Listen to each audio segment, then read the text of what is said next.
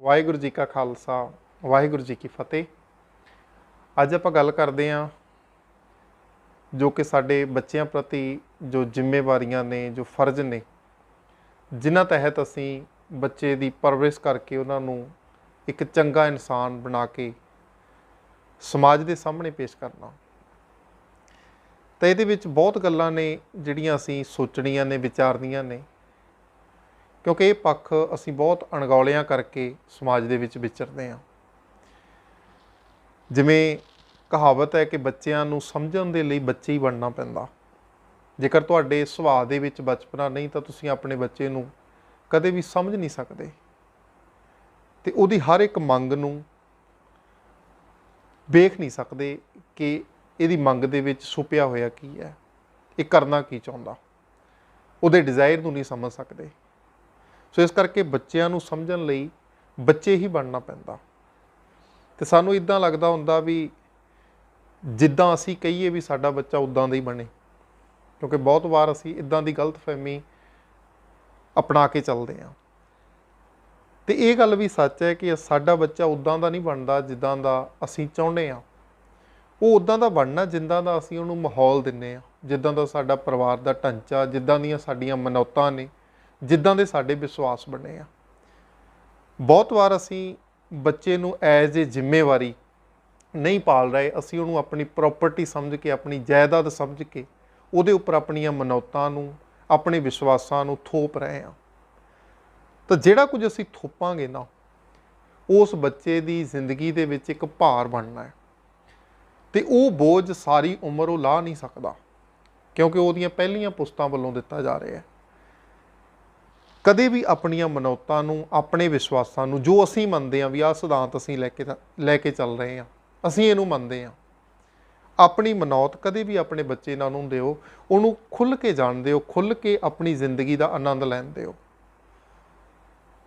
ਅਤੇ ਅਸੀਂ ਹਮੇਸ਼ਾ ਚਾਹੁੰਦੇ ਹਾਂ ਕਿ ਸਾਡਾ ਬੱਚਾ ਜਿਹੜਾ ਉਹ ਆਗਿਆਕਾਰ ਹੋਵੇ, ਸਾਡੀ ਗੱਲ ਦਾ ਜਵਾਬ ਨਾ ਦੇਵੇ। ਤਾਂ ਮੇਰਾ ਮੰਨਣਾ ਇਹ ਹੈ ਕਿ ਬੱਚੇ ਨੂੰ ਇੰਨਾ ਖੁੱਲ੍ਹਾ ਕਰ ਦੇਣਾ ਚਾਹੀਦਾ ਹੈ ਕਿ ਆਗਿਆਕਾਰ ਨਹੀਂ, ਬੱਚਾ ਜੈਨੂਅਨ ਬਣੇ। ਭਾਵ ਜਿੱਥੇ ਮਾਂ-ਬਾਪ ਦੀ ਕੋਈ ਗਲਤੀ ਹੈ ਨਾ, ਉੱਥੇ ਵੀ ਉਹ ਟੋਕਣ ਦਾ ਮਾਦਾ ਰੱਖਦਾ ਹੋਏ, ਕਿਉਂਕਿ ਬੱਚਿਆਂ ਦੇ ਨਾਲ ਅਕਸਰ ਦੇ ਵਿੱਚ ਕਲਾਸਾਂ ਦੇ ਵਿੱਚ ਜਦੋਂ ਗੱਲਾਂ ਕਰਦੇ ਹਾਂ ਨਾ, ਵਿਚਰਦੇ ਹਾਂ, ਤਾਂ ਉਹਨਾਂ ਦੇ ਨਾਲ ਗੱਲਾਂ ਬਾਤਾਂ ਕਰਦੇ ਹਾਂ ਕਿ ਜਦੋਂ ਸਾਡੇ ਮਾਂ-ਬਾਪ ਨੂੰ ਅਸੀਂ ਅੱਜ ਦੇਖਦੇ ਹਾਂ, ਜਦੋਂ ਉਹਨਾਂ ਦੀ ਉਮਰ 35-40 ਸਾਲ ਹੈ,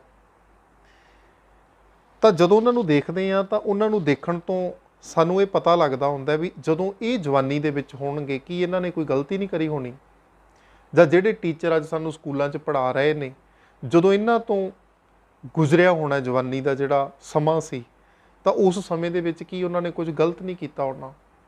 ਤਾਂ ਜਦੋਂ ਅਸੀਂ ਇਸ ਨਜ਼ਰੀਏ ਦੇ ਨਾਲ, ਇਸ ਢੰਗ ਦੇ ਨਾਲ ਬੱਚੇ ਆ ਜਿਹੜੇ ਉਹ ਦੇਖਣਗੇ ਨਾ, ਤਾਂ ਉਹਨਾਂ ਨੂੰ ਪਤਾ ਲੱਗਣਾ ਵੀ ਸਮਾਜ ਦੇ ਅੰਦਰ ਜਿਹੜਾ ਗਲਤੀ ਕਰਨਾ ਇਹ ਹਰ ਇੱਕ ਦੇ ਹਿੱਸੇ ਆਉਂਦਾ ਹੈ।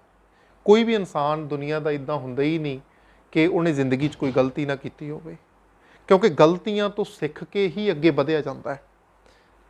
ਅਤੇ ਅਸੀਂ ਤਾਂ ਮਾਫ਼ ਕਰਨਾ, ਸਾਡੇ ਗੁਰੂ ਸਾਹਿਬਾਨਾਂ ਨੂੰ ਇੱਕ ਅਵਤਾਰਵਾਦ ਦੇ ਨਾਲ, ਇੱਕ ਪਰੰਪਰਾਗਤ ਕਹਾਣੀਆਂ, ਸਾਖੀਆਂ ਜੋੜ ਕੇ ਇੱਕ ਆਮ ਦੁਨੀਆ ਤੋਂ ਵੱਖਰੇ ਕਰਕੇ, ਕਿਸੇ ਹੋਰ ਮਨੌਤ ਦੇ ਨਾਲ ਜੋੜ ਕੇ ਉਹਨਾਂ ਨੂੰ ਕੇਵਲ ਅਤੇ ਕੇਵਲ ਦੇਵਤਾ ਬਣਾ ਕੇ ਪੇਸ਼ ਕੀਤਾ ਤਾਂ ਕਿ ਉਹਨਾਂ ਦੀ ਪੂਜਾ ਕੀਤੀ ਜਾ ਸਕੇ। ਅਤੇ ਅਸੀਂ ਬੱਚੇ ਦੇ ਅੰਦਰ ਇਹ ਚੀਜ਼ਾਂ ਦੇਖਣੀਆਂ ਨੇ। ਅਤੇ ਜਦੋਂ ਬੱਚੇ ਵੱਲ ਅਸੀਂ ਧਿਆਨ ਦਿਆਂਗੇ ਨਾ, ਤਾਂ ਉਹਨੂੰ ਆਗਿਆਕਾਰੀ ਨਹੀਂ, ਉਹਨੂੰ ਜੈਨੂਅਨ ਬਣਾਓ ਤਾਂ ਕਿ ਹਰ ਇੱਕ ਗੱਲ ਨੂੰ ਆ ਦਲੀਲ ਕਰ ਸਕੇ। ਜਿੱਥੇ ਤੁਸੀਂ ਗਲਤ ਹੋਵੋ, ਉੱਥੇ ਵੀ ਤੁਹਾਡਾ ਬੱਚਾ ਤੁਹਾਨੂੰ ਟੋਕ ਸਕੇ ਵੀ ਮਾਂ ਇਹ ਗੱਲ ਗਲਤ ਹੈ, ਜਾਂ ਬਾਪੂ ਜੀ ਇਹ ਗੱਲ ਗਲਤ ਹੈ ਜਿਹੜੀ ਤੁਸੀਂ ਕਰ ਰਹੇ ਹੋ, ਉਹ ਤੁਹਾਡੀਆਂ ਗਲਤੀਆਂ। ਕਿਉਂਕਿ ਪਰਿਵਾਰ ਦੇ ਵਿੱਚ ਹਰ ਇੱਕ ਨੂੰ ਇੱਕ ਅਧਿਕਾਰ ਹੋਣਾ ਚਾਹੀਦਾ ਹੈ।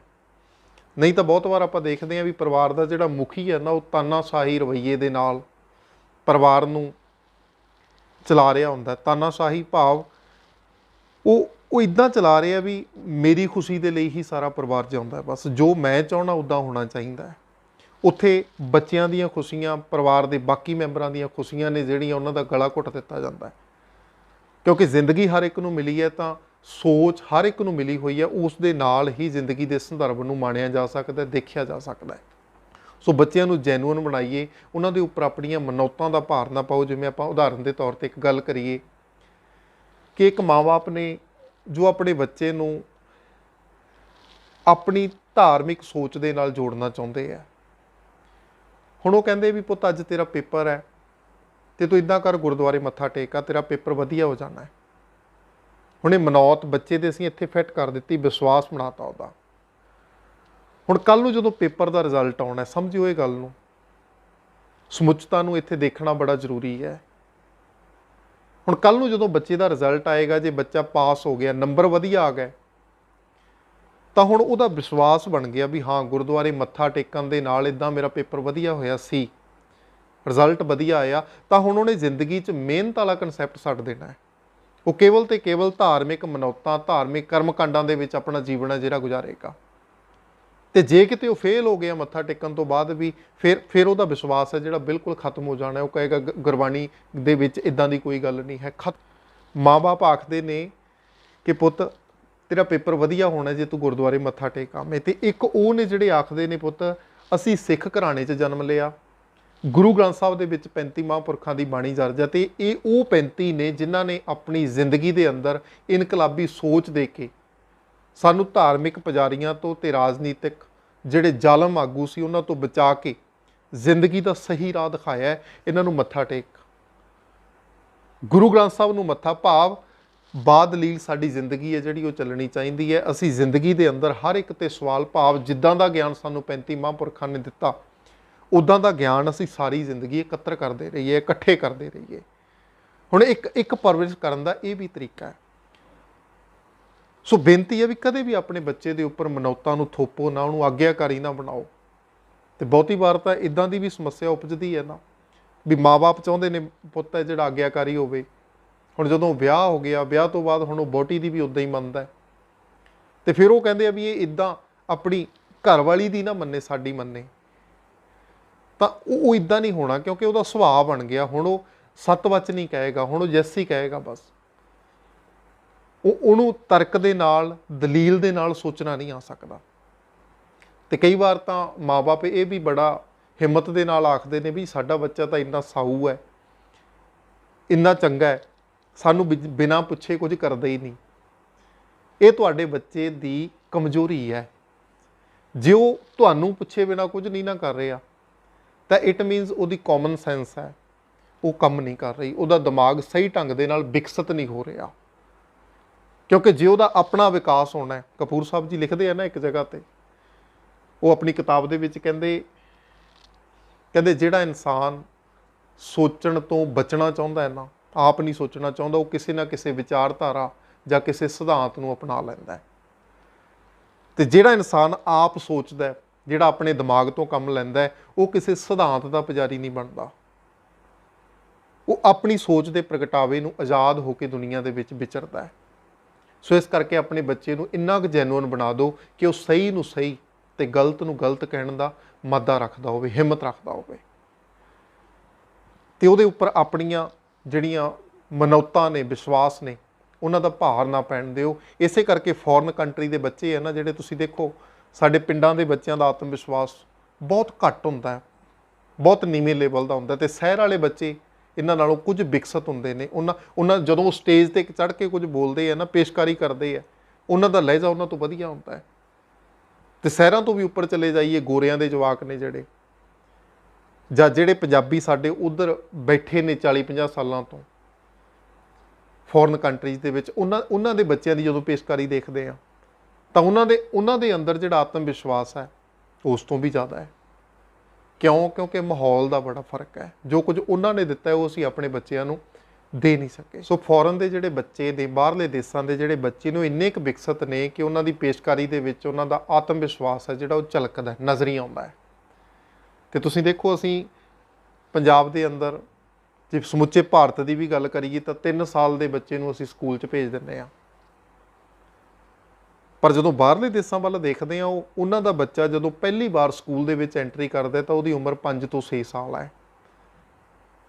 ਸੋ ਦੇਖਣ 'ਚ ਤਾਂ ਸਾਡਾ ਬੱਚਾ ਵੀ ਵੱਧ ਪੜ੍ਹਦਾ ਭਾਵ, ਕਿਉਂਕਿ 3 ਸਾਲ ਤੋਂ ਲੱਗ ਜਾਂਦਾ ਤੇ ਫਿਰ ਕਿਤੇ ਜਾ ਕੇ 18 ਸਾਲ ਦਾ ਇਹ +2 ਪਾਸ ਕਰਦਾ ਹੈ। ਪਰ ਉਹਨਾਂ ਦਾ ਬੱਚਾ ਤਾਂ 6 ਸਾਲ ਤੋਂ ਪੜ੍ਹਾਈ ਸ਼ੁਰੂ ਕਰਦਾ ਹੈ। ਘੱਟ ਸਮਾਂ ਪੜ੍ਹਾਉਂਦੇ ਆ ਬੱਚੇ ਨੂੰ, ਪਰ ਉਹਨਾਂ ਨੂੰ ਪਤਾ ਹੈ ਵੀ ਅਸੀਂ ਬੱਚੇ ਨੂੰ ਦੇਣਾ ਕੀ ਹੈ। ਅਸੀਂ ਪਰੋਸਣਾ ਕੀ ਹੈ, ਅਸੀਂ ਕਿਵੇਂ ਇਹਦਾ ਆਤਮ ਵਿਸ਼ਵਾਸ ਵਧਾਉਣਾ ਹੈ, ਕਿਵੇਂ ਇਹਨੂੰ ਸਿਖਾਉਣਾ ਵੀ ਪੁੱਤ ਜੇ ਜ਼ਿੰਦਗੀ ਦੇ ਵਿੱਚ ਕਦੇ ਦੁੱਖ ਵੀ ਆਇਆ, ਜੇ ਜ਼ਿੰਦਗੀ ਦੇ ਅੰਦਰ ਕਦੇ ਸਹਿਮ ਵੀ ਆਇਆ, ਘਾਟਾ ਵੀ ਵੱਡਾ ਪੈ ਗਿਆ, ਤਾਂ ਕਿਵੇਂ ਜਿੰਦਾ ਦਿਲ ਹੋ ਕੇ ਤੂੰ ਜਿਉਣਾ ਹੈ। ਤੇ ਨਹੀਂ ਤਾਂ ਅਸੀਂ ਜਿਵੇਂ ਅਸੀਂ ਪਰਵਰਿਸ਼ ਕਰ ਰਹੇ ਹਾਂ ਆਪਣੇ ਬੱਚਿਆਂ ਦੀ, 95% ਲੈਣ ਵਾਲਾ ਬੱਚਾ ਵੀ ਖੁਦਕੁਸ਼ੀ ਕਰ ਜਾਂਦਾ ਹੈ। ਟੌਪ ਕਰਨ ਵਾਲਾ ਬੱਚਾ ਵੀ ਆਤਮ ਹੱਤਿਆ ਕਰ ਲੈਂਦਾ। ਕਿਉਂ? ਕਿਉਂਕਿ ਇੱਥੇ ਪ੍ਰੈਸ਼ਰ ਦਿੱਤਾ ਜਾ ਰਿਹਾ ਹੈ। ਸੋ ਇਸ ਕਰਕੇ ਆਪਣੇ ਬੱਚਿਆਂ ਦੇ ਉੱਪਰ ਜਿਹੜਾ ਪ੍ਰੈਸ਼ਰ ਹੈ ਨਾ, ਉਹ ਪਾਉਣ ਦਾ ਕਦੇ ਯਤਨ ਨਾ ਕਰੀਏ। ਫਿਰ ਉਹਦੀ ਕੁਆਲਿਟੀ ਹੈ ਜਿਹੜੀ ਉਹ ਨਿਖਰਨੀ ਹੈ, ਕਿਉਂਕਿ ਗੁਣ ਕੁਦਰਤ ਨੇ ਸਾਨੂੰ ਬਖਸ਼ੇ ਨੇ, ਜਿਹੜੇ ਨੇਚਰਲ ਨੇ, ਕੁਦਰਤੀ ਨੇ ਗੁਣ। ਗੁਣ ਕਿਸੇ ਨੂੰ ਸਿਖਾਏ ਨਹੀਂ ਜਾ ਸਕਦੇ, ਗੁਣ ਕਿਸੇ ਨੂੰ ਦਿੱਤੇ ਨਹੀਂ ਜਾ ਸਕਦੇ। ਇਹ ਤਾਂ ਕੁਦਰਤ। ਇੱਕ ਬੱਚੇ ਨੂੰ ਤੁਸੀਂ ਆਪਣੇ ਮਾਹੌਲ ਦਾ ਅਸਰ ਨਾ ਹੋਣ ਦਿਓ। ਜਿੱਦਾਂ ਦੇ ਮਾਹੌਲ 'ਚ ਤੁਸੀਂ ਰਹਿ ਰਹੇ ਹੋ ਨਾ, ਜਿੱਦਾਂ ਦੇ ਮਾਹੌਲ 'ਚ ਆਪਾਂ ਰਹਿ ਰਹੇ ਹਾਂ ਸਾਰੇ, ਜਿਹੜੀ ਆਪਣੀ ਜਨਰੇਸ਼ਨ ਹੈ 30 40 ਸਾਲ 50 ਸਾਲ ਦੇ, ਆਪਾਂ ਆਪਣੇ ਬੱਚੇ ਦੇ ਉੱਪਰ ਆਪਣਾ ਪਰਛਾਵਾਂ ਨਾ ਪੈਣ ਦਿਓ, ਤਾਂ ਕਿ ਸਾਡੀਆਂ ਮਨੌਤਾਂ ਨੂੰ ਉਹ ਧਾਰਨ ਨਾ ਕਰੇ। ਉਹ ਜ਼ਿੰਦਗੀ ਦੇ ਅੰਦਰ ਜੋ ਕੁਝ ਸਿੱਖੇ, ਜੋ ਉਹਦਾ ਤਜਰਬਾ ਹੋਵੇ, ਉਹਨੂੰ ਹੀ ਆਪਣੀ ਜ਼ਿੰਦਗੀ 'ਚ ਹਟਾਉਣ ਦਿਓ। ਫਿਰ ਉਸ ਜ਼ਿੰਦਗੀ ਦੇ ਵਿੱਚ ਉਹਨੂੰ ਆਨੰਦ ਮਿਲੇਗਾ, ਉਸ ਜ਼ਿੰਦਗੀ 'ਚ ਉਹਨੂੰ ਸਕੂਨ ਮਿਲਣਾ ਹੈ। ਫਿਰ ਉਹਦੀ ਆਪਣੀ ਕੁਆਲਿਟੀ ਨਿਖਰ ਕੇ ਸਾਹਮਣੇ ਆਏਗੀ। ਤੇ ਜੇ ਪ੍ਰੈਸ਼ਰ ਪਾ ਕੇ ਤੁਸੀਂ, ਕਿਉਂਕਿ ਹਰ ਇੱਕ ਮਾਂ-ਬਾਪ ਇਹੀ ਚਾਹੁੰਦਾ ਵੀ ਮੇਰਾ ਬੱਚਾ ਮੇਰੇ ਤੋਂ ਵੱਧ ਕੇ ਹੋਵੇ। ਤੇ ਆਪਾਂ ਪਿਛਲੀ ਵੀਡੀਓ 'ਚ ਇਹ ਗੱਲ ਕੀਤੀ ਹੈ ਵੀ ਜਿਹੜੀਆਂ ਸਾਡੀਆਂ ਪੀੜ੍ਹੀਆਂ ਨੇ ਨਾ, ਅਗਲੀਆਂ ਪੀੜ੍ਹੀਆਂ ਨੇ, ਉਹ ਪਿਛਲੀਆਂ ਪੀੜ੍ਹੀਆਂ ਦੇ ਨਾਲੋਂ ਵਿਕਸਿਤ ਨੇ। ਤੇ ਜੇ ਉਸ ਤੋਂ ਪਿਛਲੀ ਪੀੜ੍ਹੀ ਦੀ ਗੱਲ ਕੀਤੀ ਜਾਵੇ ਤਾਂ ਆਪਣੇ ਦਾਦੇ ਪੜਦਾਦਿਆਂ ਨੂੰ ਪਹਿਲਾਂ ਦੇ ਨਾਲੋਂ ਵਿਕਸਿਤ ਨੇ। ਇਸ ਵਿਕਾਸ ਨੂੰ ਅਸੀਂ ਰੋਕ ਨਹੀਂ ਸਕਦੇ। ਬਹੁਤ ਵਾਰ ਅਸੀਂ ਧਰਮ ਦਾ ਸਹਾਰਾ ਲੈ ਕੇ ਨਾ ਇਸ ਵਿਕਾਸ ਨੂੰ ਰੋਕਣਾ ਚਾਹੁੰਦੇ ਹਾਂ। ਸੋ ਜੇਕਰ ਸਮਾਜ ਦੇ ਅੰਦਰ ਵਿਕਾਸ ਹੈ ਤਾਂ ਧਰਮ ਦੇ ਅੰਦਰ ਵੀ ਵਿਕਾਸ ਹੋਵੇਗਾ। ਇਹਨੂੰ ਅਸੀਂ ਰੋਕ ਨਹੀਂ ਸਕਦੇ, ਰੋਕਿਆ ਨਹੀਂ ਜਾ ਸਕਦਾ। ਸੋ ਇਸ ਕਰਕੇ ਫੋਰਨ ਵਾਲਿਆਂ ਨੂੰ ਪਤਾ ਹੈ, ਬਾਹਰਲੇ ਦੇਸ਼ ਦੇ ਲੋਕਾਂ ਨੂੰ ਪਤਾ ਹੈ ਕਿ ਅਸੀਂ ਆਪਣੇ ਬੱਚਿਆਂ ਨੂੰ ਦੇਣਾ ਕੀ ਹੈ। ਬੇਸ਼ੱਕ ਸਾਡਾ ਬੱਚਾ ਘੱਟ ਸਮਾਂ ਪੜ੍ਹੇ, ਪਰ ਉਹਦੇ ਪੜ੍ਹਨ ਦੇ ਵਿੱਚ ਕੁਆਲਿਟੀ ਹੋਣੀ ਚਾਹੀਦੀ ਹੈ। ਜਿਵੇਂ ਨੀਂਦ ਹੈ ਨਾ, ਵੀ ਇੱਕ ਤਾਂ ਬੰਦਾ ਹੈ ਵੀ ਬਹੁਤ ਲੰਮਾ ਸਮਾਂ ਸੁੱਤਾ ਰਿਹਾ ਪਰ ਨੀਂਦ ਚੰਗੀ ਨਹੀਂ ਲੈ ਸਕਿਆ। ਇੱਕ ਸੌਂਦਾ ਬੜਾ ਘੱਟ ਹੈ ਪਰ ਕੁਆਲਿਟੀ ਦੀ ਨੀਂਦ ਲੈ ਲੈਂਦਾ ਹੈ। ਸੁੱਤਾ ਘੱਟ ਟਾਈਮ ਹੈ ਪਰ ਨੀਂਦ ਬੜੀ ਕੁਆਲਿਟੀ ਦੀ ਲਈ ਹੈ। ਉਹ ਪੜ੍ਹਦੇ ਬਹੁਤ ਘੱਟ ਟਾਈਮ ਨੇ ਪਰ ਕੁਆਲਿਟੀ ਦੇ ਨਾਲ ਪੜ੍ਹਦੇ ਹੈ। ਉਹਨਾਂ ਨੂੰ ਪਤਾ ਹੈ ਜ਼ਿੰਦਗੀ ਦੇ ਅੰਦਰ ਸਮੱਸਿਆਵਾਂ ਨੂੰ ਹੱਲ ਕਿਵੇਂ ਕਰਨਾ ਹੈ, ਅਜੋਕੇ ਸਮਾਜ ਦੇ ਅੰਦਰ ਵਿਚਰ ਕੇ ਅਸੀਂ ਜਿਉਣਾ ਕਿਵੇਂ ਹੈ, ਸਭ ਕੁਝ ਜਾਣਦੇ ਨੇ ਉਹ। ਕਿਉਂਕਿ ਜ਼ਿੰਮੇਵਾਰੀ ਮਿਲਣੀ ਦਾ ਜਿਹੜਾ ਚਾਅ ਹੈ, ਜ਼ਿੰਮੇਵਾਰੀ ਮਿਲਣ ਦਾ ਜਿਹੜਾ ਚਾਅ ਹੈ ਨਾ, ਉਹ ਹਰ ਇੱਕ ਨੂੰ ਹੁੰਦਾ ਹੈ। ਉਹਦੇ ਮਿਲਣ ਦਾ ਚਾਅ ਹਰ ਇੱਕ ਨੂੰ ਹੁੰਦਾ ਹੈ, ਪਰ ਜਦੋਂ ਉਸ ਜ਼ਿੰਮੇਵਾਰੀ ਨੂੰ ਨਿਭਾਉਣਾ ਪੈਂਦਾ ਹੈ ਉਦੋਂ ਬੜਾ ਔਖਾ ਹੋ ਜਾਂਦਾ ਹੈ। ਕੋਈ ਪੁਲਿਸ ਦੇ ਵਿੱਚ ਭਰਤੀ ਹੋਵੇ ਤਾਂ ਬੜੀਆਂ ਆਲੇ ਦੁਆਲੇ ਵਧਾਈਆਂ ਮਿਲਦੀਆਂ, ਪੁਲਿਸ 'ਚ ਭਰਤੀ ਹੋ ਗਿਆ, ਅਤੇ ਉਹਨੂੰ ਸੁਣਨ ਵਾਲੇ ਨੂੰ ਵੀ ਚੰਗਾ ਲੱਗਦਾ ਵੀ ਹਾਂ ਯਾਰ ਮੈਂ ਕਿਸੇ ਅਹੁਦੇ 'ਤੇ ਪਹੁੰਚਿਆ। ਪਿੰਡ ਦੇ ਵਿੱਚ ਸਰਪੰਚ ਬਣਦਾ, ਸਰਪੰਚ ਬਣਨ ਦੇ ਲਈ ਉਹਨੇ ਬੜੀ ਸਟਰਗਲ ਕੀਤੀ ਹੈ, ਬੜਾ ਕੁਝ ਬਣਦਾ, ਇੱਧਰ ਉੱਧਰ ਜਾਂਦਾ, ਵੋਟਾਂ ਪੱਕੀਆਂ ਕਰਦਾ, ਪਰ ਜਦੋਂ ਉਹ ਜ਼ਿੰਮੇਵਾਰੀ ਮਿਲ ਜਾਂਦੀ ਹੈ, ਹੁਣ ਤਾਂ ਉਹਨੂੰ ਬੜਾ ਚੰਗਾ ਲੱਗ ਰਿਹਾ ਜਦੋਂ ਨਵਾਂ ਸਰਪੰਚੀ ਦਾ ਉਹਦਾ ਮਿਲਿਆ, ਪਰ ਜਦੋਂ ਉਹ ਜ਼ਿੰਮੇਵਾਰੀਆਂ ਨਿਭਾਉਣੀਆਂ ਪੈਂਦੀਆਂ, ਜਿਹੜੀਆਂ ਇੱਕ ਸਰਪੰਚ ਦੀਆਂ ਜ਼ਿੰਮੇਵਾਰੀਆਂ ਨੇ, ਉਹ ਨਿਭਾਉਣ ਵੇਲੇ ਪਤਾ ਲੱਗਣਾ ਹੈ ਕਿ ਜਿਹੜੀ ਜ਼ਿੰਮੇਵਾਰੀ ਦਾ ਬੋਝ ਇਹਨੇ ਬੜੇ ਹਾਸੇ ਦੇ ਨਾਲ ਚੱਕਿਆ ਸੀ, ਖੁਸ਼ ਹੋ ਕੇ ਚੱਕਿਆ ਸੀ, ਹੁਣ ਕੀ ਉਹ ਉਸ ਬੋਝ ਨੂੰ, ਉਸ ਜ਼ਿੰਮੇਵਾਰੀ ਨੂੰ ਇਹ ਨਿਭਾਏਗਾ ਵੀ। ਜਦੋਂ ਅਸੀਂ ਗੁਰੂ ਸਾਹਿਬਾਨਾਂ ਦੇ ਸਮੇਂ ਨੂੰ ਦੇਖਦੇ ਹਾਂ ਤਾਂ ਅਸੀਂ ਕਹਿੰਦੇ ਹਾਂ ਵੀ ਪਹਿਲੇ ਪਾਤਸ਼ਾਹ ਨੇ ਦੂਜੇ ਪਾਤਸ਼ਾਹ ਨੂੰ ਗੁਰਤਾ ਗੱਦੀ ਦੇ ਦਿੱਤੀ, ਦੂਜਿਆਂ ਨੇ ਤੀਜੇ ਨੂੰ ਦੇ ਦਿੱਤੀ। ਉਹ ਗੁਰਤਾ ਗੱਦੀ ਕੋਈ ਅਹੁਦਾ ਨਹੀਂ ਸੀ, ਇੱਕ ਜ਼ਿੰਮੇਵਾਰੀ ਸੀ। ਗੁਰੂ ਨਾਨਕ ਬਾਬਾ ਜੀ ਨੇ ਜ਼ਿੰਮੇਵਾਰੀ ਦੇ ਦਿੱਤੀ, ਅੱਜ ਤੋਂ ਬਾਅਦ ਅਗਵਾਈ ਗੁਰੂ ਅੰਗਦ ਸਾਹਿਬ ਕਰਨਗੇ। ਗੁਰੂ ਅੰਗਦ ਸਾਹਿਬ ਨੇ ਜ਼ਿੰਮੇਵਾਰੀ ਦੇ ਦਿੱਤੀ, ਅੱਜ ਤੋਂ ਬਾਅਦ ਅਗਵਾਈ ਹੈ ਜਿਹੜੀ ਉਹ ਗੁਰੂ ਅਮਰਦਾਸ ਜੀ ਕਰਨਗੇ। ਉਹ ਇੱਕ ਜ਼ਿੰਮੇਵਾਰੀਆਂ ਸੀ। ਜਦੋਂ ਮਾਂ ਬਣਦੀ ਹੈ ਨਾ, ਜਦੋਂ ਬੱਚਾ ਪੈਦਾ ਹੁੰਦਾ ਹੈ ਤਾਂ ਮਾਂ ਨੂੰ ਵੀ ਬੜਾ ਚਾਅ ਹੁੰਦਾ ਮੈਂ ਮਾਂ ਬਣ ਗਈ, ਬਾਪੂ ਨੂੰ ਵੀ ਬੜਾ ਚਾਅ ਹੈ ਮੈਂ ਅੱਜ ਤੋਂ ਬਾਅਦ ਪਿਓ ਬਣ ਗਿਆ, ਬਾਪੂ ਬਣ ਗਿਆ। ਤਾਂ ਬਣਨ ਦਾ ਜਿਹੜਾ ਚਾਅ ਹੈ, ਉਹ ਚਾਅ ਉਦੋਂ ਕਿਤੇ ਨਾ ਕਿਤੇ ਦਰਦ ਦੇ ਵਿੱਚ ਬਦਲ ਜਾਂਦਾ ਜਦੋਂ ਜ਼ਿੰਮੇਵਾਰੀਆਂ ਮਾਂ-ਬਾਪ ਦੀਆਂ ਨਿਭਾਉਣੀਆਂ ਪੈਂਦੀਆਂ। ਕਿਉਂਕਿ ਮਾਂ-ਬਾਪ ਬਣਨ ਦੀ ਜਿਹੜੀ ਚਾਹ ਹੈ ਨਾ, ਮਾਂ ਬਣਨ ਦਾ ਜਿਹੜਾ ਚਾਅ ਹੈ ਉਹ ਬੜਾ ਹੁੰਦਾ ਹੈ। ਆਲੇ ਦੁਆਲੇ ਵਧਾਈਆਂ ਵੀ ਮਿਲਦੀਆਂ ਬੱਚੇ ਦੇ ਜਨਮ 'ਤੇ, ਪਰ ਜਦੋਂ ਉਹ ਬੱਚਾ ਜਨਮ ਲੈ ਲੈਂਦਾ, ਸਾਲ ਉਹ ਬੜਾ ਸੋਹਣਾ ਲੱਗਦਾ ਹੈ। ਜਦੋਂ ਬੱਚਾ ਖੇਡਦਾ, ਬੋਲਣਾ ਸਿੱਖਦਾ, ਤੋਤਲੀ ਜਵਾਨ ਦੇ ਵਿੱਚ ਜਦੋਂ ਗੱਲਾਂ ਕਰਦਾ, ਬੜਾ ਚੰਗਾ ਲੱਗਦਾ ਹੈ। ਪਰ ਜਦੋਂ ਉਹ ਬਚਪਨ ਹੰਢਾ ਕੇ ਜਵਾਨੀ ਵਾਲੇ ਪਾਸੇ ਨੂੰ ਪਹਿਲ ਕਦਮੀ ਕਰਦਾ ਹੈ ਨਾ, ਆਪਾਂ ਦੇਖਦੇ ਹਾਂ ਜਦੋਂ ਤੱਕ ਮਾਂ ਦੀਆਂ ਗੱਲਾਂ ਉਹ ਮੰਨ ਰਿਹਾ ਬੱਚਾ, ਛੋਟਾ ਹੈ ਜੇ, ਦਿਮਾਗ ਵਿਕਸਿਤ ਨਹੀਂ ਹੋਇਆ, ਮਾਂ ਨੂੰ ਬੜਾ ਪਿਆਰਾ ਲੱਗਦਾ ਹੈ। ਪਰ ਜਦੋਂ ਉਹ ਜਵਾਨੀ ਦੀ ਸਰਦਲ ਦੇ ਉੱਪਰ ਆਪਣੇ ਕਦਮ ਰੱਖਦਾ ਹੈ, ਜਦੋਂ ਟੋਕ ਟਕਾਈ ਕਰਨ ਲੱਗਦਾ, ਜਦੋਂ ਕੁਝ ਕਹਿਣ ਲੱਗਦਾ, ਉਦੋਂ ਕਹਿੰਦੇ ਸਾਡਾ ਜਵਾਕ ਹੈ ਜਿਹੜਾ ਉਹ ਵਿਗੜ ਗਿਆ। ਨਹੀਂ, ਉਹਦਾ ਦਿਮਾਗ ਵਿਕਸਿਤ ਹੋ ਰਿਹਾ, ਤੁਸੀਂ ਉਹਦੇ ਵਿਕਸਿਤ ਹੋ ਰਹੇ ਦਿਮਾਗ ਦੇ ਵਿੱਚ ਰੋੜਾ ਬਣ ਰਹੇ ਹੋ। ਸੋ ਇਸ ਕਰਕੇ ਉਸ ਬੱਚੇ ਦੇ ਰਾਹ ਦਾ ਰੋੜਾ ਨਾ ਬਣੋ, ਉਹਨੂੰ ਵਿਕਸਿਤ ਹੋਣ ਦਿਓ, ਖੁੱਲ੍ਹਾ ਛੱਡਣ ਦਿਓ। ਜਦੋਂ ਉਹਨੂੰ ਖੁੱਲ੍ਹਾ ਛੱਡ ਦਿਆਂਗੇ ਤਾਂ ਉਹਨੂੰ ਆਪਣੀਆਂ ਗਲਤੀਆਂ ਦੀ ਜ਼ਿੰਮੇਵਾਰੀ ਹੈ ਜਿਹੜੀ ਉਹ ਕਬੂਲਣੀ ਆ ਜਾਏਗੀ, ਪਤਾ ਲੱਗ ਜਾਣਾ ਹੈ। ਅਹੁਦਾ ਮਿਲਣਾ ਬੜਾ ਚੰਗਾ ਲੱਗਦਾ ਹੈ, ਪਰ ਜਦੋਂ ਉਸ ਅਹੁਦੇ ਨੂੰ, ਉਸ ਜ਼ਿੰਮੇਵਾਰੀ ਨੂੰ ਨਿਭਾਉਣਾ ਪੈਂਦਾ ਹੈ, ਉਦੋਂ ਪਤਾ ਲੱਗਦਾ ਹੈ ਕਿ ਅਸੀਂ ਕਿਸ ਤਲ ਦੇ ਉੱਪਰ ਜ਼ਿੰਦਗੀ ਹੈ ਜਿਹੜੀ ਉਹ ਜੀ ਰਹੇ ਹਾਂ। ਕਿਉਂਕਿ ਸਿੱਖਣ ਲੱਗੇ ਤਾਂ ਕੁਝ ਵੀ ਚੰਗਾ ਨਹੀਂ ਨਾ ਲੱਗਦਾ। ਤੁਸੀਂ ਦੇਖੋ, ਬੱਚੇ ਨੇ ਇੱਥੇ ਕੀਰਤਨ ਸਿੱਖਦੇ ਆ, ਤਾਂ ਜਦੋਂ ਉਹ ਹਾਰਮੋਨੀਅਮ ਵਜਾਉਂਦੇ ਆ, ਜਦੋਂ ਤਬਲਾ ਵਜਾਉਂਦੇ, ਜਦੋਂ ਪਹਿਲੀਆਂ ਕਲਾਸਾਂ ਲੱਗਦੀਆਂ ਸਰਗਮਾਂ ਵਜਾਉਂਦੇ ਆ ਉਹ, ਤਾਂ ਉਹਨਾਂ ਨੂੰ ਬਿਲਕੁਲ ਚੰਗਾ ਨਹੀਂ ਲੱਗਦਾ, ਕਿਉਂਕਿ ਬਾਰ-ਬਾਰ ਰੈਪੀਟੇਸ਼ਨ ਕਰਨੀ ਪੈਂਦੀ ਹੈ, ਬਾਰ-ਬਾਰ ਪ੍ਰੈਕਟਿਸ ਕਰਨੀ ਪੈਂਦੀ ਹੈ। ਆਨੰਦ ਉਦੋਂ ਆਉਂਦਾ ਜਦੋਂ ਉਹ ਪੂਰਾ ਸਿੱਖ ਜਾਂਦੇ ਆ। ਤੇ ਇਹ ਇਸੇ ਤਰ੍ਹਾਂ ਜ਼ਿੰਦਗੀ ਆ। ਬਸ ਜਦੋਂ ਜ਼ਿੰਦਗੀ ਦੇ ਅੰਦਰ ਅਸੀਂ ਪਰਫੈਕਟ ਹੋ ਕੇ ਲਾਈਫ ਨੂੰ ਜਿਉਣੇ ਆ, ਤਾਂ ਅਸੀਂ ਇਹਨੂੰ ਇੰਜੋਏ ਕਰਦੇ ਹਾਂ। ਤੇ ਅਸੀਂ ਜ਼ਿੰਦਗੀ ਨੂੰ ਜਿਉਣਾ ਕਿਵੇਂ ਹੈ, ਇਹ ਸਿੱਖਣ ਤੋਂ ਡਰਦੇ ਹਾਂ। ਬਸ ਸਿੱਖਣਾ ਨਹੀਂ ਚਾਹੁੰਦੇ ਅਸੀਂ। ਸੋ ਇਸ ਕਰਕੇ ਸਿੱਖ ਕੇ ਹੀ ਜ਼ਿੰਦਗੀ ਨੂੰ ਮਾਣਿਆ ਜਾ ਸਕਦਾ। ਸਿੱਖਣ ਵਾਲੇ ਪਾਸੇ ਥੋੜ੍ਹਾ ਜਿਹਾ ਸਾਨੂੰ ਵਧਣਾ ਪੈਣਾ, ਲੋੜ ਹੈ ਇਸ ਚੀਜ਼ ਨੂੰ ਦੇਖਣ ਦੀ। ਤੇ ਜੇਕਰ ਅਹੁਦਾ ਮਿਲ ਗਿਆ ਤਾਂ ਅਹੁਦਾ ਮਿਲਣ ਦੇ ਸਮੇਂ ਅਸੀਂ ਖੁਸ਼ ਹਾਂ, ਤੇ ਜਦੋਂ ਅਹੁਦੇ ਦੀ ਪ੍ਰਾਪਤੀ ਹੋ ਗਈ, ਉਸ ਤੋਂ ਬਾਅਦ ਜ਼ਿੰਮੇਵਾਰੀਆਂ ਨਿਭਾਉਣੀਆਂ ਪਈਆਂ, ਫਿਰ ਬੜਾ ਔਖਾ ਹੋ ਜਾਂਦਾ ਸਾਡੇ ਲਈ। ਸੋ ਇਸ ਕਰਕੇ ਕਦੇ ਵੀ ਆਪਣੇ ਬੱਚੇ ਨੂੰ ਜਦੋਂ ਦੇਖਣਾ ਤਾਂ ਉਹਦੇ ਗੁਣਾਂ ਦੇ ਪੈਮਾਨੇ ਦੇ ਨਾਲ ਦੇਖੋ ਵੀ ਇਹਦੇ ਅੰਦਰ ਕੁਆਲਿਟੀ ਕੀ ਆਈ ਹੈ। ਤੇ ਮਾਫ਼ ਕਰਿਓ ਮੈਨੂੰ, ਅਸੀਂ ਬਹੁਤ ਵਾਰ ਨਾ ਧਾਰਮਿਕਤਾ ਦੇ ਵਿੱਚ ਦੇਖਦੇ ਹਾਂ ਵੀ ਸਾਡਾ ਬੱਚਾ ਹਰ ਰੋਜ਼ ਗੁਰਦੁਆਰੇ ਜਾਂਦਾ ਹੈ, ਪਾਠ ਕਰਦਾ ਹੈ, ਅਰਦਾਸ ਕਰਦਾ ਹੈ, ਨਿਤਨੇਮ ਕਰਦਾ ਹੈ। ਤਾਂ ਇਹ ਚੀਜ਼ਾਂ ਦੇਖਣ ਦੀ ਬਜਾਏ ਨਾ, ਜਿਹੜਾ ਪੈਮਾਨਾ ਹੈ ਸਾਡਾ ਧਾਰਮਿਕਤਾ ਦਾ, ਅਸੀਂ ਪੈਮਾਨਾ ਲਾ ਕੇ ਬੱਚੇ ਨੂੰ ਦੇਖਦੇ ਹਾਂ। ਕਿਉਂਕਿ ਫਲਾਣੇ ਨਾਲ ਕੰਪਰੋਮਾਈਜ਼ ਵੀ ਕਰਦੇ ਆ ਨਾ, ਵੀ ਫਲਾਣਾ ਗੁਰਦੁਆਰੇ ਜਾਂਦਾ ਸਾਡਾ ਨਹੀਂ ਜਾਂਦਾ, ਫਲਾਣਾ ਪਾਠ ਕਰਦਾ ਬੱਚਾ ਸਾਡਾ ਬੱਚਾ ਨਹੀਂ ਕਰਦਾ। ਖੁਸ਼ੀ ਇਸ ਗੱਲ ਦੀ ਨਹੀਂ ਹੋਣੀ ਚਾਹੀਦੀ ਕਿ ਸਾਡਾ ਬੱਚਾ ਗੁਰਦੁਆਰਾ ਜਾਂਦਾ ਹੈ। ਖੁਸ਼ੀ ਇਸ ਗੱਲ ਦੀ ਹੋਣੀ ਚਾਹੀਦੀ ਇਹਦੇ ਅੰਦਰ ਗੁਣ ਕਿੰਨੇ ਕਾਕ ਹੈ, ਇਹ ਆਪਣਾ ਕੰਮ ਸਮੇਂ ਸਿਰ ਕਰ ਰਿਹਾ ਹੈ, ਇਹਦਾ ਬੋਲਣ ਦਾ ਲਹਿਜਾ ਕਿੱਦਾਂ ਦਾ ਹੈ, ਇਹਦਾ ਵਿਵਹਾਰ ਕਿੱਦਾਂ ਦਾ ਦੂਜੇ ਬੱਚਿਆਂ ਦੇ ਨਾਲ, ਇਹ ਗੱਲਬਾਤ ਕਿੱਦਾਂ ਕਰਦਾ ਹੈ, ਇਹਦੇ 'ਚ ਆਪਣੇ ਅੰਦਰ ਇਮਾਨਦਾਰੀ ਕਿੰਨੀ ਭਰੀ ਜਾ ਰਹੀ ਹੈ। ਜਦੋਂ ਅਸੀਂ ਆਪਣੇ ਬੱਚਿਆਂ ਨੂੰ ਗੁਣਾਂ ਦੇ ਪੈਮਾਨੇ 'ਤੇ ਦੇਖਾਂਗੇ ਤਾਂ ਬੱਚੇ ਦਾ ਦਿਮਾਗ ਵਿਕਸਿਤ ਹੋਏਗਾ, ਅੱਗੇ ਵਧੇਗਾ ਉਹ। ਤੇ ਸਾਡੇ ਤਾਂ ਪੈਮਾਨੇ ਹੀ ਧਾਰਮਿਕਤਾ ਦੇ ਪੈਮਾਨੇ ਲਾ ਕੇ ਅਸੀਂ ਦੇਖਦੇ ਹਾਂ। ਸਿੱਖ ਉਹ ਨਹੀਂ ਜੋ ਗੁਰਦੁਆਰੇ ਜਾਂਦਾ, ਸਿੱਖ ਉਹ ਨਹੀਂ ਜੋ ਪਾਠ ਕਰ ਰਹੇ ਹੈ, ਸਿੱਖ ਉਹ ਹੈ ਜੋ ਗੁਰਬਾਣੀ ਤੋਂ ਸਿੱਖ ਕੇ ਉਹਨੂੰ ਇੰਪਲੀਮੈਂਟ ਕਰਕੇ, ਲਾਗੂ ਕਰਕੇ ਆਪਣੀ ਜ਼ਿੰਦਗੀ ਨੂੰ ਅੱਗੇ ਵਧਾਉਂਦਾ ਹੈ, ਸਮਾਜ ਦੇ ਲਈ ਕੁਝ ਨਾ ਕੁਝ ਉਸਾਰੂ ਕਰਦਾ, ਚੰਗਾ ਕਰਦਾ ਹੈ।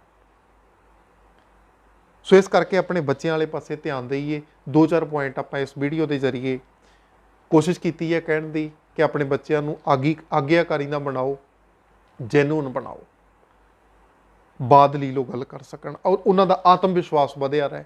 ਉਹਨਾਂ ਦੇ ਉੱਪਰ ਆਪਣੀਆਂ ਮਨੌਤਾਂ ਨੂੰ, ਆਪਣੇ ਵਿਸ਼ਵਾਸਾਂ ਨੂੰ ਥੋਪੋ ਨਾ, ਉਹ ਆਜ਼ਾਦ ਹੋ ਕੇ ਵਿਚਰ ਸਕਣ, ਤਾਂ ਕਿ ਉਹਨਾਂ ਨੂੰ ਪਤਾ ਲੱਗੇ ਕਿ ਜ਼ਿੰਦਗੀ ਹੈ ਜਿਹੜੀ ਉਹ ਕਿਵੇਂ ਤਜਰਬਿਆਂ ਦੇ ਨਾਲ ਹੰਢਾਈ ਜਾਂਦੀ ਹੈ। ਬੇਸ਼ੱਕ ਘੱਟ ਸਮਾਂ ਪੜ੍ਹਨ, ਪਰ ਉਹਨਾਂ ਦੇ ਪੜ੍ਹਨ ਦੇ ਵਿੱਚ ਕੁਆਲਿਟੀ ਹੋਣੀ ਚਾਹੀਦੀ ਹੈ। ਧਾਰਮਿਕਤਾ ਦੇ ਪੈਮਾਨੇ ਦੇ ਨਾਲ ਉਹਨਾਂ ਨੂੰ ਜਾਚੋ ਨਾ ਕਦੇ ਵੀ। ਉਹਨਾਂ ਨੂੰ ਜਾਚੋ ਕਿ ਉਹਨਾਂ ਦੇ ਅੰਦਰ ਗੁਣਾਂ ਦੀ ਕੁਆਲਿਟੀ ਕਿੰਨੀ ਹੈ, ਕਿਉਂਕਿ ਗੁਣ ਇਹ ਨਹੀਂ ਦੇਖਦੇ ਵੀ ਇਹ ਬੱਚੇ ਦਾ ਧਰਮ ਕਿਹੜਾ ਹੈ। ਉਹ ਗੁਣ ਹਿੰਦੂ 'ਚ ਵੀ ਹੋ ਸਕਦੇ ਆ, ਸਿੱਖ 'ਚ ਵੀ ਹੋ ਸਕਦੇ ਆ, ਮੁਸਲਮਾਨ 'ਚ ਵੀ ਹੋ ਸਕਦੇ ਆ। ਮਜ਼ਹਬਾਂ ਦੀਆਂ ਵੰਡੀਆਂ ਅਸੀਂ ਪਾਈਆਂ, ਪਰ ਗੁਣ ਧਰਮ ਕਰਕੇ ਨਹੀਂ, ਗੁਣ ਇਨਸਾਨੀਅਤ ਕਰਕੇ ਨੇ, ਗੁਣ ਇਨਸਾਨ ਕਰਕੇ ਨੇ, ਉਹ ਆਪਣੇ ਆਪ ਤੋਂ ਨੇ, ਨੇਚਰ ਨੇ, ਕੁਦਰਤ ਨੇ ਸਾਨੂੰ ਬਖਸ਼ੇ ਨੇ ਉਹ ਗੁਣ। ਸੋ ਇਸ ਕਰਕੇ ਉਸ ਬੱਚੇ 'ਤੇ ਆਪਣਾ ਪ੍ਰੈਸ਼ਰ ਨਾ ਪੈਣ ਦਿਓ, ਉਹਦੇ ਗੁਣਾਂ ਦੀ ਕੁਆਲਿਟੀ ਆਪਣੇ ਆਪ ਨਿਖਰੇਗੀ। ਤੇ ਜਦੋਂ ਅਸੀਂ ਪ੍ਰੈਸ਼ਰ ਪਾਉਣੇ ਆ ਨਾ, ਜਿਵੇਂ ਬੱਚਾ ਕੁਝ ਕਰ ਰਿਹਾ ਹੈ ਤਾਂ ਉਹ ਕਮਰੇ ਦੇ ਵਿੱਚ ਗਿਆ ਤੇ ਅਸੀਂ ਪਿੱਛੇ ਪਿੱਛੇ ਕਮਰੇ ਚਲੇ ਗਏ ਵੀ ਕੀ ਕਰ ਰਿਹਾ ਬੱਚਾ, ਤਾਂ ਹੁਣ ਉਹਨੂੰ ਤੁਹਾਨੂੰ ਧੋਖਾ ਦੇਣਾ ਆ ਜਾਣਾ ਹੈ। ਉਹਨੇ ਸਿੱਖ ਲੈਣਾ ਵੀ ਮਾਂ-ਬਾਪ ਨੂੰ ਓਹਲੇ ਕਿਵੇਂ ਰੱਖਿਆ ਜਾ ਸਕਦਾ, ਇਹਨਾਂ ਤੋਂ ਚੋਰੀ ਚੋਰੀ ਮੈਂ ਕਿਵੇਂ ਕੁਝ ਕਰ ਸਕਦਾ। ਸੋ ਇਸ ਕਰਕੇ ਜੇ ਉਹਦਾ ਵਿਕਾਸ ਹੋਣਾ ਅਸੀਂ ਲੋਚਦੇ ਹਾਂ, ਅਸੀਂ ਵਿਕਾਸ ਹੋਣਾ ਬੱਚੇ ਦਾ ਚਾਹੁੰਦੇ ਹਾਂ, ਤਾਂ ਬੜਾ ਜ਼ਰੂਰੀ ਹੈ ਕਿ ਉਹਦੀ ਜ਼ਿੰਦਗੀ 'ਚ ਇੰਟਰਫੇਅਰ ਕਰਨ ਦੀ ਬਜਾਏ ਧਿਆਨ ਰੱਖਦੇ ਹੋਏ ਸਿਰਫ ਇੰਟਰਫੇਅਰ ਨਾ ਕਰੀਏ, ਦਖਲਅੰਦਾਜ਼ੀ ਨਾ ਦਈਏ, ਆਪਣਾ ਪ੍ਰਭਾਵ ਨਾ ਪਾਉਂਦੇ ਹੋਏ ਧਿਆਨ ਰੱਖ ਕੇ ਐਜ਼ ਏ ਜ਼ਿੰਮੇਵਾਰੀ ਉਸ ਬੱਚੇ ਦੀ ਪਰਵਰਿਸ਼ ਕਰੀਏ। ਉਸ ਬੱਚੇ ਨੂੰ ਆਪਣੀ ਜਾਇਦਾਦ ਨਾ ਸਮਝੀਏ, ਆਪਣੀ ਪ੍ਰੋਪਰਟੀ ਨਾ ਸਮਝੀਏ। ਸੋ ਸਭ ਦਾ ਧੰਨਵਾਦ ਜੀ।